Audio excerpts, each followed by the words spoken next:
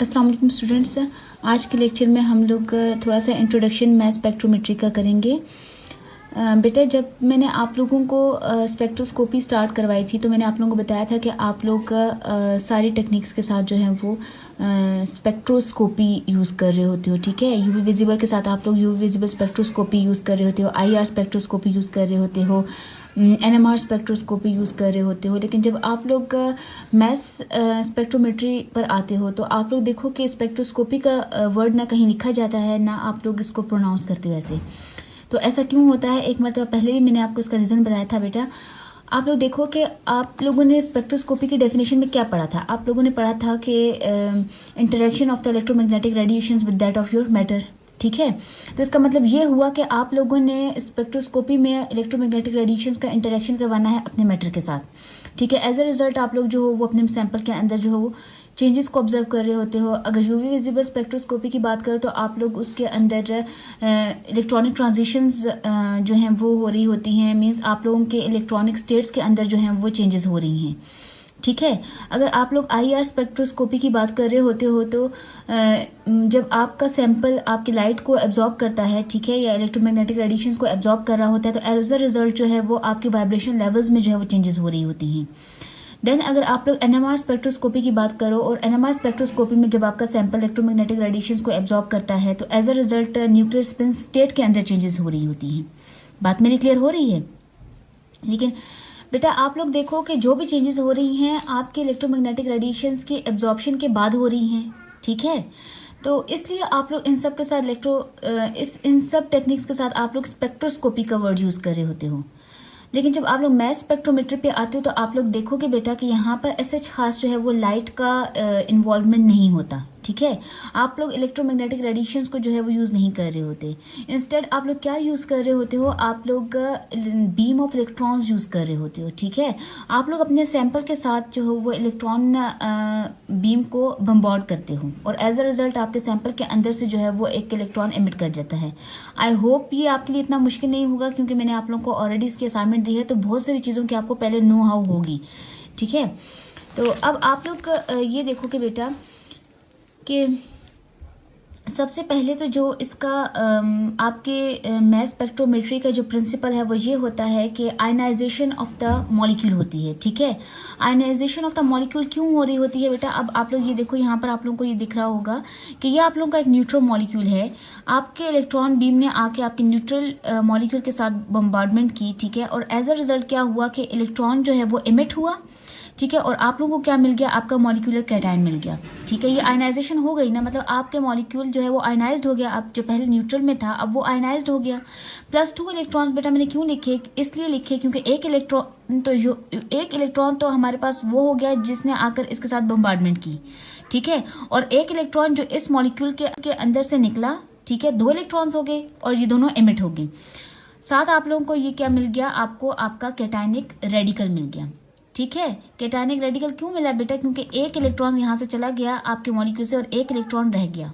ठीक है, तो एज अ रिजल्ट आप लोगों को ये जो आयनाइज्ड मॉलिक्यूल मिला, आप लोग इसे क्या प्रोनाउंस करते हो? आप लोग इसे प्रोनाउंस करते हो कैटायनिक रेडिकल। ठीक है बेटा, अब आप लोग देखो बेटा कि आप लोगों के पास जो है वो सिर्फ ये तो नहीं है कि आपके पास सिर्फ कैटायंस ही बनते हैं। ठीक है, आप लोगों के पास एनायंस भी बनते हैं बेटा, लेकिन एनायंस किस केस में बनेंगे? जब आप लोगों के पास ये इलेक्ट्रॉन इस मॉलिक्यूल के साथ आके हिट करेगा। ठीक है, और एज अ रिजल्ट क्या होगा कि ये मॉलिक्यूल इस इलेक्ट्रॉन को एब्जॉर्ब कर देगा और एज अ रिजल्ट आप लोगों के पास क्या बनेगा बेटा? एनायन बनेगा। तो यहाँ पर क्या हो जाएगा? नेगेटिव चार्ज हो जाएगा। ठीक है, लेकिन वो हम लोगों के पास जो है वो बहुत जो है वो रेयर केसेस में होता है, क्योंकि बेटा ये इलेक्ट्रॉन ना अपने साथ कितनी एनर्जी लेके आता है? 70 इलेक्ट्रॉन वोल्ट की एनर्जी लेकर आता है। ठीक है, अब जब ये 70 इलेक्ट्रॉन वोल्ट की एनर्जी लेकर आएगा तो ये मॉलिक्यूल जो है वो इतना कैपेबल नहीं है कि इतनी अमाउंट ऑफ एनर्जी को अपने अंदर एब्जॉर्ब कर सके, क्योंकि ये तो बहुत अनस्टेबल हो जाएगा। ठीक है, इतनी एनर्जी वाले इलेक्ट्रॉन को जब ये अपने अंदर रखेगा तो एज अ रिजल्ट इसकी तो एनर्जी बहुत ज़्यादा, इंटरनल एनर्जी बहुत ज़्यादा हाई हो जाएगी और ये क्या हो जाएगा? अनस्टेबल हो जाएगा। तो मोस्टली आप लोग ये देखते हो कि आप लोगों के पास जो है वो कैटायंस बन रहे होते हैं, क्योंकि वो इलेक्ट्रॉन आकर इतनी स्पीड से आता है कि इसके एक इलेक्ट्रॉन को भी इमिट कर देता है या इजेक्ट कर देता है और साथ खुद भी निकल जाता है। ठीक है, बात मेरी क्लियर हो रही है? इसलिए आप लोग मैथ स्पेक्ट्रोस्कोपी में बेटा मोस्टली आप लोग कैटायंस को ऑब्जर्व करोगे, बल्कि मोस्टली तो नहीं कहना चाहिए, आप ये कहो कि हमेशा कैटायंस को ऑब्जर्व करोगे। ठीक है, आप लोग कैटायंस को ऑब्जर्व करते हो और कैटायंस ही आप लोगों के पास जो है वो पीक्स दे रहे होते हैं। जो कैटायंस होते हैं उनकी पीक्स आती हैं और उनसे आप लोग मॉलिक्यूलर वेट जो है वो डिटेक्ट करते हो। ठीक है, अब ये आपके पास टेक्निक मॉलिक्यूलर वेट बता रही होती है, तो थोड़ी सी मॉलिक्यूलर वेट पे बात कर लेते हैं कि ये टेक्निक कौन से मॉलिक्यूल्स के लिए जो है वो ज़्यादा फेवरेबल है या ज़्यादा आप लोग कह दो कि एफिशिएंट है। बेटा मैस स्पेक्ट्रोमीटर हमेशा आप लोग स्मॉल मॉलिक्यूल्स के लिए जो है वो यूज़ करोगे। ठीक है, स्मॉल मॉलिक्यूल्स जिनका मॉलिक्यूलर वेट जो है वो लेस देन 1000 डाल्टन हो। ठीक है, यहाँ पर मैंने शो भी किया हुआ है 1000 डाल्टन जो है वो जिसका लेस देन 1000 डाल्टन जिसका वेट होगा जिन मॉलिक्यूल्स का, वो आप लोग उनको आप लोग थ्रू मैस स्पेक्ट्रोमेट्री जो है वो उनका मॉलिक्यूलर वेट निकाल सकते हो। और अब इनमें आप लोग बेटा जब आप लोग रिसर्च करोगे तो आप लोग देखोगे कि नेचुरल प्रोडक्ट्स स्पेशली जिसमें मैंने की थी, क्योंकि उन्हीं में ही आप लोगों के पास जो है वो ऐसे मॉलिक्यूल्स आते हैं, आप लोग कह दो कि फ्लेवोनाइड्स हो गए, एल्कोलाइड्स हो गए, टर्पिनाइड्स हो गए, स्टीरॉइड्स हो गए। तो इन सारे जो मॉलिक्यूल्स होते हैं ऑर्गेनिक मॉलिक्यूल्स का जो नेचर प्रोडक्ट के अंदर लाई कर रहे होते हैं, बेटा आप लोग उन ऑर्गेनिक मॉलिक्यूल्स का वेट मॉलिक्यूलर वेट जो है वो मैस स्पेक्ट्रोमेट्री से डिटेक्ट कर सकते हो। ठीक है, तो ये वाली टेक्निक आप लोगों के पास स्मॉल मॉलिक्यूल्स के लिए ज़्यादा एफिशिएंट है। और मैस स्पेक्ट्रोमेट्री दूसरी बात आप लोगों ने याद रखनी है कि हमेशा कैटायंस को डिटेक्ट करती है। ठीक है, आप लोगों के पास जब फर्दर फ्रेगमेंटेशन होगी तो कैटायंस अलग हो जाएंगे, रेडिकल्स अलग हो जाएंगे, लेकिन आप लोग रेडिकल्स को भी वो डिटेक्ट नहीं करता। ठीक है, और एनायंस को तो खैर वो करेगा ही नहीं। ठीक है, आप लोगों के पास मैस स्पेक्ट्रोमेट्री में हमेशा जो है वो कैटायंस को डिटेक्ट किया जाएगा और इनके थ्रू जो है वो कंपाउंड का मॉलिक्यूलर वेट निकाला जाएगा। बात क्लियर हो रही है मेरी? अब देखो बेटा,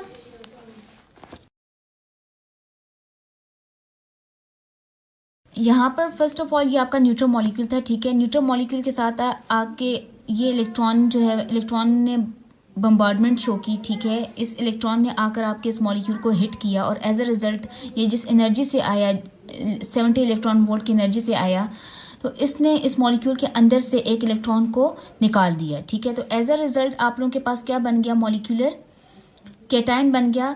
इसको आप लोग एक्साइटेड रेडिकल कैटायन भी कहते हो, क्योंकि एक्साइटेड होता है। एक्साइटेड मतलब ये है कि इसकी एनर्जी ज़्यादा है या अनस्टेबल है। ठीक है बेटा, तो आप लोग इसे कहोगे कि एक्साइटेड रेडिकल कैटायन है। ठीक है, इसको मॉलिक्यूलर आयन भी कहते हैं बेटा। ठीक है, या इसको आप लोग सिंपल रेडिकल कैटायन भी कहते हो। बात समझ आ रही है? या आप लोग इसको मॉलिक्यूलर कैटायन भी कहते हो। तो ये सब नाम अगर आप लोग कहीं लिटरेचर में पढ़ो तो उन सब का मतलब यही है कि आप लोगों के पास एक ऐसा मॉलिक्यूल जिसके पास एक पॉजिटिव आपका चार्ज है और एक आपके साथ यहाँ पर इस मॉलिक्यूल के पास जो है वो रेडिकल हो, तो ऐसे रेडिकल्स को आप ये सब नाम दे सकते हो। ठीक है, देन ये 2 इलेक्ट्रॉन्स आपके पास निकल गए, एक आपके इलेक्ट्रॉन बीम का और सेकंड आपके एक मॉलिक्यूल के अंदर से जो निकला। बात मेरी क्लियर हो रही है? अब बेटा देखो, ये वाला मॉलिक्यूल के पास जो है वो रेडिकल हो, तो ऐसे रेडिकल्स को आप ये सब नाम दे सकते हो। ठीक है, देन ये 2 इलेक्ट्रॉन्स आपके पास निकल गए, एक आपके इलेक्ट्रॉन बीम का और सेकंड आपके एक मॉलिक्यूल के अंदर से जो निकला। बात मेरी क्लियर हो रही है? अब बेटा देखो, ये वाला प्रोसेस जो था ये क्या था? ये आयनाइजेशन था। न्यूट्रल से आयंस बने तो ये प्रोसेस क्या हो गया? आयनाइजेशन का हो गया। ठीक है, अब बेटा आयनाइजेशन का है, लेकिन आयनाइजेशन के लिए तो आप लोग देखो कि हमारे पास मैंने यहाँ लिखा हुआ है 8 to 15 इलेक्ट्रॉन वोल्ट की एनर्जी इनफ होती है। ठीक है, अगर आप लोग एक इलेक्ट्रॉन लो और उसकी आपके पास एनर्जी 8 to 15 इलेक्ट्रॉन वोल्ट्स हो तो इट्स इनफ फॉर आयनाइजेशन। ठीक है, तो why we are using 70 electron volt electrons. ठीक है, 70 इलेक्ट्रॉन वोल्ट इलेक्ट्रॉन मतलब बेटा कि इस इलेक्ट्रॉन की एनर्जी हमारे पास 70 इलेक्ट्रॉन वोल्ट है। ठीक है, तो हम लोग इतनी हाई एनर्जी का इलेक्ट्रॉन क्यों यूज कर रहे होते हैं? क्योंकि बेटा यहाँ पर आप लोग देखो कि ये जो हमारे पास 70 इलेक्ट्रॉन वोल्ट इलेक्ट्रॉन होता है, ये एक ऑप्टिमम एनर्जी होती है किसी भी इलेक्ट्रॉन की एक मैक्सिमम फ्रेगमेंटेशन प्रोसेस के लिए।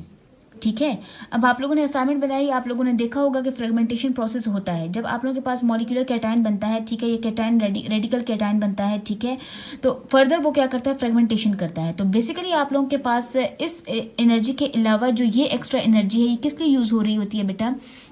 ये 70 इलेक्ट्रॉन वोल्ट इतनी हाई एनर्जी हमारे पास फर्दर फ्रेगमेंटेशन के लिए यूज होती है। ठीक है, मतलब आप लोगों के पास एक मॉलिक्यूल मैक्सिमम फ्रेगमेंटेशन शो कर सकता है। मैक्सिमम फ्रेगमेंटेशन बेटा, मैक्सिमम फ्रेगमेंटेशन के लिए आपकी 70 इलेक्ट्रॉन वोल्ट की जो इलेक्ट्रॉन है वो इनफ है। ठीक है, ये काफ़ी है आपके पास किसी भी मॉलिक्यूल की इनफ फ्रेगमेंटेशन करने के लिए।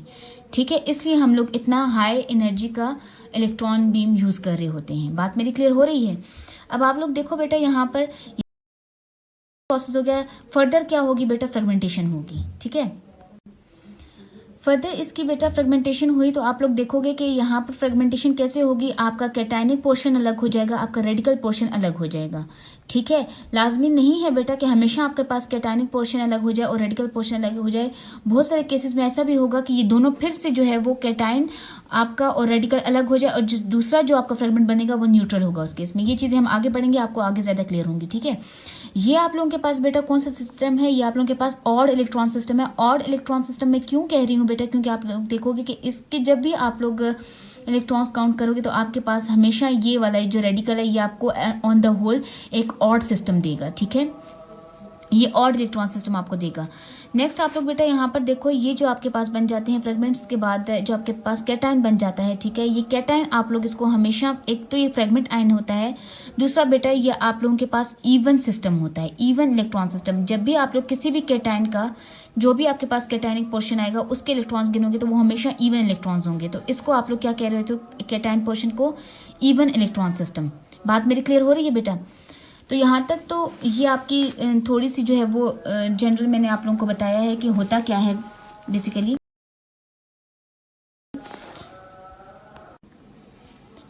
अब यहाँ पर आप लोग देख रहे होंगे बेटा मैंने क्या लिखा हुआ है कि diagrammatic representation of mass spectrometry है ये बेसिकली। ठीक है, कि आप लोगों के पास मैस स्पेक्ट्रोमेट्री में हो क्या रहा होता है।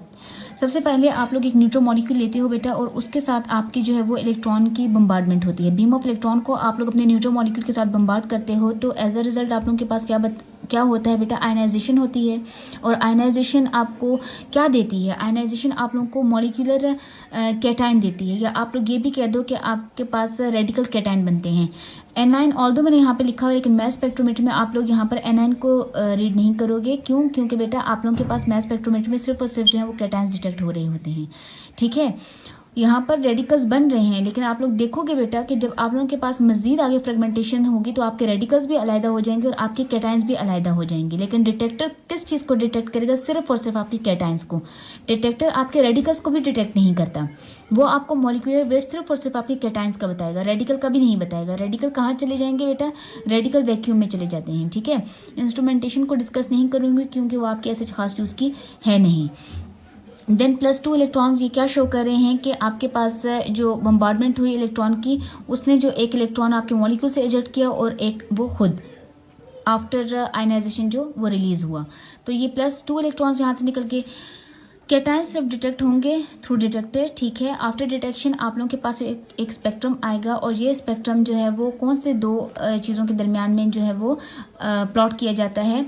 एक तो आप लोगों के पास एक्स एक्सिस पर मैस टू चार्ज रेशियो होगी बेटा। चार्ज मैस तो आपके पास जो भी आएगा सो वो आप इजीली कैलकुलेट कर सकते हो, ये क्या होता है मॉलिक्यूलर मैस ही है। ठीक है, अब चार्ज की जहां तक बात आ जाती है बेटा तो यूजुअली और मोस्टली बेटा आप लोग जो वो यूनिक कैटायंस पढ़ते हो। यूनिक कैटायंस क्या मतलब बेटा, उनमें से आपके मॉलिक्यूल्स में से सिर्फ एक इलेक्ट्रॉन निकलता है। बहुत सारे केसेस में आप लोगों के पास डाई कैटायंस भी होते हैं, ट्राई कैटायंस भी होते हैं, लेकिन हम लोग इस मैस स्पेक्ट्रोमेट्री में सिर्फ और सिर्फ यूनिक कैटायंस तक जो है वो लिमिट रहेंगे। और यहाँ पर आप लोगों के पास आप लोग जितने भी आगे स्पेक्ट्रम में बेटा आप मैस टू चार्ज रेशियो निकालोगे उसमें हमेशा ये वैल्यू जो ई की होगी, बाज़ औक़ात यहाँ पर बहुत सारी चीज़ों बहुत सारे लिटरेचर में ये M/Z भी होती है तो ये भी चार्ज ही होता है और ये हमेशा क्या आएगा 1 आएगा। तो आपके पास जो मॉलिक्यूलर वेट होगा आपके कैटायन का वही बेसिकली आपका मैस टू चार्ज रेशियो होती है। ठीक है, मोस्ट ऑफ द केसेस में या आप लोग ये कह दो कि यूनिक कैटायंस में। ठीक है, क्योंकि यूनिक कैटायंस में आप लोग का एक इलेक्ट्रॉन निकलता है तो आपके पास +1 चार्ज आता है। तो यहाँ पर आप लोग 1 ऐड करोगे तो आपके पास ये is equal to molecular weight of your cation ही होगा। ठीक है, बात समझ आ रही मेरी? और वाई एक्सिस पे आप लोग रिलेटिव अबेंडेंस ऑफ व्हाट बेटा, आपके आयंस की, जो आपके फ्रेगमेंट्स बने कितने आयंस ने कौन सा पर्टिकुलर फ्रेगमेंट बनाया, तो ये उसकी रिलेटिव अबेंडेंस है। जब हम लोग आगे स्पेक्ट्रम्स को थोड़ा सा स्टडी करेंगे तो आप लोगों को ये चीजें ज्यादा क्लियर हो जाएंगी। ठीक है, तो ये आप लोगों के पास क्या थी, ये डायग्रामेटिक रिप्रेजेंटेशन थी आपकी मैस स्पेक्ट्रोमेट्री की। अब आप लोग अगेन यहाँ पर आ जाओ। ठीक है। अब आप लोगों ने देखा बेटा कि आप लोगों के पास क्या हो रहा है, मोस्टली जो मोस्ट इंपॉर्टेंट जो चीज़ है आपके पास मैथ स्पेक्ट्रोमेट्री में क्या है बेटा, आपकी आयनाइजेशन है। ठीक है, क्या हो रही है, आयनाइजेशन हो रही है।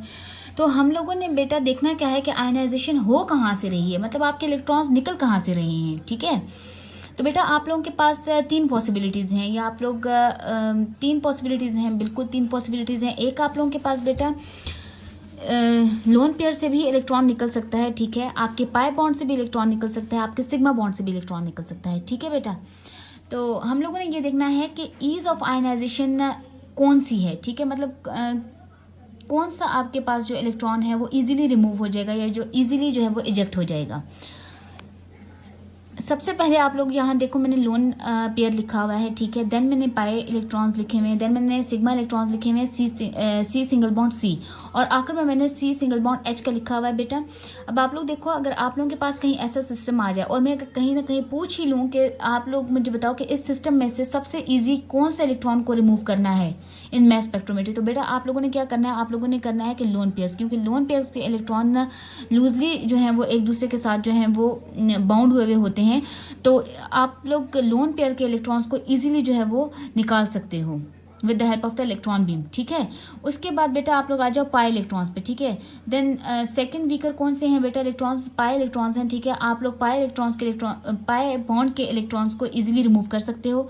देन थर्ड केस में अगर आप लोगों के पास सी सिंगल बॉन्ड सी है तो आप लोग सी सिंगल बॉन्ड सी के इलेक्ट्रॉन्स को इजीली रिमूव कर सकते हो, और फोर्थ में आप लोग जो हो वो सी सिंगल बॉन्ड एच के इलेक्ट्रॉन्स को रिमूव कर सकते हो। ये सबसे मुश्किल से निकलेंगे बेटा, ये सबसे मुश्किल क्यों होती है इन इलेक्ट्रॉन्स को निकालने में, क्योंकि इनका इलेक्ट्रोनेगेटिविटी डिफरेंस बहुत ज़्यादा है। ठीक है, जब इनका इलेक्ट्रोनेगेटिविटी डिफरेंस ज़्यादा होगा तो ये जो है वो इन इलेक्ट्रॉन्स को निकालना एज अ रिजल्ट क्या होगा, हमारे लिए मुश्किल होगा। ठीक है, यहाँ तक बात क्लियर हो रही है। देन यहाँ पे आप लोग देख रहे होंगे कि मैंने एक इथेनॉल लिया। ठीक है, आप लोगों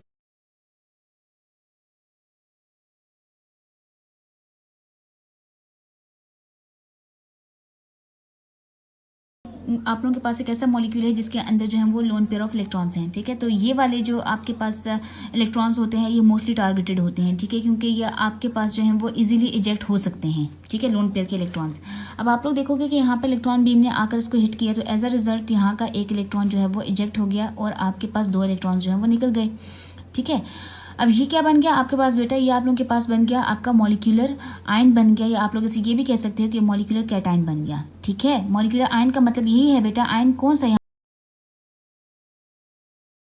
पर आयन, तो यहाँ पर आप लोग चार्ज देखो पॉजिटिव है तो ये क्या हो गया, मॉलिक्यूलर कैटायन हो गया। अब ये आपके पास जो है वो मास टू चार्ज रेशियो है। ठीक है, और ये 46 आ रही है। ये 46 क्यों आएगी बेटा, ये आप लोग देखो, ये आपके पास हो गया 12 + 3 मल्टीप्लाई बाय 1। इसी तरीके से आप जब इस सबको कैलकुलेट करोगे बेटा, ठीक है, तो आप लोग देखोगे आपके पास मॉलिक्यूलर मास क्या आएगा, 46 आएगा। और इस केस में आपके पास चार्ज कितना है बेटा, चार्ज आप लोगों के पास 1 है, तो ये आपका मास टू चार्ज रेशियो किसके इक्विवेलेंट होगा, जो आप लोगों ने मॉलिक्यूलर मास यहाँ पर कैलकुलेट किया होगा। जो बात मैं आपको पहले समझा रही थी कि यूनिक एटाइंस में आप लोगों का मास टू चार्ज रेशियो जो है वो सेम होता है आपके मॉलिक्यूलर मास से। ठीक है बेटा, तो ये वही बात है, आप इसको कैलकुलेट करके देखोगे आपके पास एग्जैक्ट 46 आंसर आएगा। ठीक होगी बात। नेक्स्ट एग्जांपल मैंने ली है जिसमें आप लोगों के पास एक क्या है, पाई बॉन्ड है। ठीक है, तो अब कहाँ से इलेक्ट्रॉन बेटा निकलेगा, अब यहाँ से आपका जो है वो इलेक्ट्रॉन जो है वो इजेक्ट होगा। तो यहाँ पर आप लोग देख लो CH3CH, ये एक बॉन्ड तो वैसे का वैसे ही है सिग्मा, और पाई बॉन्ड से चूंकि एक इलेक्ट्रॉन निकल गया तो ये देखो एक इलेक्ट्रॉन यहाँ पर आ गया, और यहाँ पर जो इलेक्ट्रॉन निकला उसकी जगह क्या हो गया, पॉजिटिव चार्ज बन गया, एक वैकेंसी बन गई। ठीक है, और ये CH2, ठीक है, +2 इलेक्ट्रॉन्स निकल गए। इसका जब आप लोग मॉलिक्यूलर वेट फाइंड आउट करोगे या मॉलिक्यूलर मास फाइंड आउट करोगे तो आपके पास ये 42 आएगा। इसको आप लोग इजीली कैलकुलेट करना, क्योंकि बेटा आपको पता है कि हाइड्रोजन का 1 है। ठीक है, और आपके पास कार्बन का 12 है, इसलिए मैंने इसको इतना कैलकुलेट नहीं किया। ठीक है, तो आप लोग देख लेना कि ये 3 × 1 कर देना, 3 × 1 = 3, 3 + 12 = 15। तो इस वाले पोर्शन का या इस वाले ग्रुप का आपके पास 15 आएगा मॉलिक्यूलर मास। तो इसी तरीके से आपने सबका कैलकुलेट कर लेना है। बात क्लियर हो रही है। देन आप लोग बेटा इस पर आ जाओ। ठीक है, और यहाँ पर आप लोग देखो आपके पास कोई पाई बॉन्ड नहीं है, और सिर्फ सिंगल बॉन्ड है। ठीक है, और ये कौन सा सिंगल बॉन्ड है, सी सिंगल बॉन्ड सी है। यहाँ से अगेन आप लोग देखो इस वाले में से एक जो है वो आपका एक इलेक्ट्रॉन निकल गया और आपके पास यहाँ पर एक रेडिकल आ गया और एक पॉजिटिव चार्ज आप लोगों के पास यहाँ आ गया, जो यहाँ से जो इलेक्ट्रॉन निकला उसकी जगह आपके पास पॉजिटिव चार्ज आ गया और +2 इलेक्ट्रॉन्स। अगेन इसका मास टू चार्ज रेशियो आप लोग फाइंड आउट कर लेंगे। चार्ज सब में आपके पास 1 होगा क्योंकि एक इलेक्ट्रॉन जो है वो निकल रहा है और एज अ रिजल्ट एक पॉजिटिव चार्ज आ रहा है आपके पूरी इस एंटिटी पर, ठीक है। देन ये आप लोगों के पास CH4 है, मीथेन है। अब आप लोग देखो ये आप लोगों के पास C सिंगल बॉन्ड H वाला केस आ गया, ठीक है। इन वाले इलेक्ट्रॉन्स को निकालना सबसे ज़्यादा डिफिकल्ट होता है due to the electronegativity difference, ठीक है। अब आप लोग देखोगे बेटा यहाँ पर एक रेडिकल बन गया, अगेन यहाँ पर एक पॉजिटिव चार्ज बन गया आप लोगों के पास, और यहाँ पर जब आप इसका मॉलिक्यूलर वेट फाइंड आउट करोगे तो क्या बनेगा आपके पास 16। बात मेरी क्लियर हो रही है। अब देखो बेटा, आप लोगों को ये चीज़ें नहीं दी जाएंगी, ठीक है। एग्जाम में ये चीज़ें नहीं दी जाएंगी, आप कहीं पे पढ़ोगे आपको ऐसे नहीं दिया जाएगा कि यहाँ से एक इलेक्ट्रॉन निकला तो यहीं पर इसने मेंशन किया हुआ है, नो, ऐसे नहीं होगा। आप लोग जब भी देखोगे बेटा आप लोगों को बुक्स में ऐसे मिलेगा, ठीक है, ये प्लस और ये रेडिकल, ठीक है, ऐसे मिलेगा। अब यहाँ पर देखो आप लोगों को पता है ऑक्सीजन है, तो ये फॉर श्योर बेटा कि यहाँ से जो एक इलेक्ट्रॉन निकला है वो आपके इन लोन पेयर से निकला है, ठीक है। तो आप लोगों को लिटरेचर में मेंशन नहीं किया जाता कि आपके पूरे मॉलिक्यूल्स में से कहाँ से जो है वो आयनाइजेशन हुई है, कौन से बॉन्ड ने जो है, कौन सा बॉन्ड टूटा है बेटा और कहाँ से इलेक्ट्रॉन निकला है, ऐसे नहीं होता। आपको बस ऑन द होल ये पॉजिटिव चार्ज और रेडिकल बता दिया जाता है जो आपको ये शो करता है कि यहाँ से एक इलेक्ट्रॉन निकला है, ठीक है बेटा। बात मेरी समझ आ रही है। या तो ये ऐसे मेंशन किया जाता है लिटरेचर में, या तो ये ऐसे किया जाता है। ये आपके पास ये हाफ ब्रैकेट होगा, ठीक है, ये फुल नहीं है बेटा, ये हाफ होता है और ये इसके ऊपर पॉजिटिव चार्ज और ये इसका एक रेडिकल, ठीक है। बात क्लियर हो रही है। तो आपको लिटरेचर में ऐसे मेंशन किया जाएगा। ये जिस तरीके से ये मैंने आपको तोड़ तोड़ के बताया हुआ है, ये लिटरेचर में ऐसे तोड़ तोड़ के नहीं बताया जाता है, ठीक है। इनिशियली मतलब मैं भी किसी को समझाने के लिए, आप लोग जब वीडियोस देखोगे तो आपको ये बताएंगे कि यहाँ से टूटा, यहाँ से टूटा, लेकिन जब बुक्स में देखोगे बेटा तो आप लोगों को ये चीज़ें मिलेंगी, ठीक है। तो आप लोगों ने कंफ्यूज नहीं होना कि ये कहाँ से टूटा हुआ है। अगर कोई लोन पेयर प्रेजेंट है तो इसका मतलब यही है कि बेटा ये लोन पेयर से निकले हैं इलेक्ट्रॉन्स, ठीक है। क्यों बेटा? क्योंकि लोन पेयर के इलेक्ट्रॉन्स को निकालना सबसे ज़्यादा आसान होता है। देन आप लोग यहाँ पर आ जाओ, ये 70 इलेक्ट्रॉन वोल्ट का जो इलेक्ट्रॉन बीम है आपके मॉलिक्यूल पर, न्यूट्रल मॉलिक्यूल पर पड़ी, ठीक है। आपके पास मॉलिक्यूलर कैटायन बना, ठीक है, मॉलिक्यूलर कैटायन बना। तो अब इसकी मजीद जो ये जो एक्सेस ऑफ एनर्जी है बेटा, ये किसके लिए यूज़ होगी? ये फ्रेगमेंटेशन के लिए यूज़ होगी, ठीक है। अब ये फ्रेगमेंटेशन के लिए यूज़ हुई बेटा, ये देखो दो पॉसिबिलिटीज़ हैं एक हमारे पास, ठीक है। दो पॉसिबिलिटीज़ क्या है हम लोगों के पास? एक तो ये बेटा कि आप लोगों की जब मज़ीद इस मॉलिक्यूल की जो है वो फ्रेगमेंटेशन होगी, इस चीज़ को मैं आपको यहाँ पर समझा देती हूँ, ठीक है। देखो ये आप लोगों के पास मॉलिक्यूलर कैटायन है, ठीक है। इसकी अब फ्रेगमेंटेशन कैसे हो सकती है? दो पॉसिबिलिटीज़ हैं बेटा। या तो आप लोगों के पास क्या है, आपका कैटायन अलग हो जाए, कैटायन अलग होगा। कैटायन कैसे आप लोगों को मिलेगा? जब एक रेडिकल अलग निकलेगा और एक आपका कैटायन जो है वो अलग हो जाएगा, ठीक है। ये आप लोगों के पास एक आपका रेडिकल निकल गया, ठीक है, ये वाला। जब फ्रेगमेंट्स बनेंगे ना तो उनमें एक एज अ रेडिकल निकल जाएगा, ठीक है, और एक एज अ कैटायन आपको मिल जाएगा। अगर तो आप लोगों के पास एक ही फ्रेगमेंट के पास दोनों चीज़ें आ गई हैं, मतलब कैटायन भी एक ही फ्रेगमेंट के पास आ गया और रेडिकल भी एक ही फ्रेगमेंट के पास आ गया, ठीक है। तो जो दूसरा फ्रेगमेंट होगा, फ्रेगमेंट का क्या मतलब बेटा? ये मजीद दो पीसेस में या फर्दर पीसेस में जो है वो टूटेगा। तो एक ने तो दोनों चीज़ें ले ली, तो जो दूसरा फ्रेगमेंट होगा बेटा वो फिर क्या होगा? वो न्यूट्रल रहेगा। बात मेरी क्लियर हो रही है? यहाँ पर एक चीज़ एक आपके फ्रेगमेंट ने ले ली जो कि पॉजिटिव चार्ज था, दूसरी चीज़ जो कि रेडिकल थी वो दूसरे फ्रेगमेंट ने ले ली। यहाँ पर एक ही फ्रेगमेंट ने दोनों चीज़ें ले ली जो कि है क्या? पॉजिटिव चार्ज और रेडिकल। तो ये क्या हो गया? रेडिकल कैटायन बन गया। और एक ही फ्रेगमेंट ने दोनों चीज़ें ले ली तो जो दूसरा फ्रेगमेंट होगा वो क्या, कैसे डिपार्ट होगा? न्यूट्रली डिपार्ट होगा। इसके ऊपर कोई चार्ज भी नहीं होगा, इसके ऊपर कोई रेडिकल भी नहीं होगा, ठीक है। अब इसकी अगर मज़ीद सेकेंडरी फ्रेगमेंटेशन होती है तो आप लोग देखो कि एक कैटायन अलग हो गया और ये रेडिकल अलग हो गया, ठीक है। ये देखो ये रेडिकल अलग हो गया। और इसको आप देखो, इसकी अगर मज़ीद सेकेंडरी फ्रेगमेंटेशन होती है तो ये आपके पास एक चार्ज आ गया बेटा, ठीक है। और आप लोग देखोगे कि ये आपके पास क्या होगा? न्यूट्रल निकलेगा। बात मेरी समझ आ रही है? ये इसकी हुई है। अच्छा ये इसने एक चार्ज आपको दे दिया, ठीक है, कैटायन, ठीक है। और रेडिकल तो इसके पास है कुछ नहीं, तो दूसरा फ्रेगमेंट क्या बनेगा? दूसरा फ्रेगमेंट इसका क्या बनेगा? न्यूट्रल बनेगा। बात मेरी क्लियर हो रही है? तो यहाँ पर ये चीज़ मैंने यहाँ पर भी ऐसे ही डिस्कस की हुई थी, ठीक है। रेडिकल और ये एक ने कैटायन ले लिया, एक एज रेडिकल डिपार्ट हो गया, एक में दोनों एक ही फ्रेगमेंट ने दोनों चीज़ें ले ली, कैटायन भी और रेडिकल भी, और फिर ये दूसरा जो फ्रेगमेंट है वो न्यूट्रली डिपार्ट होगा, ठीक है।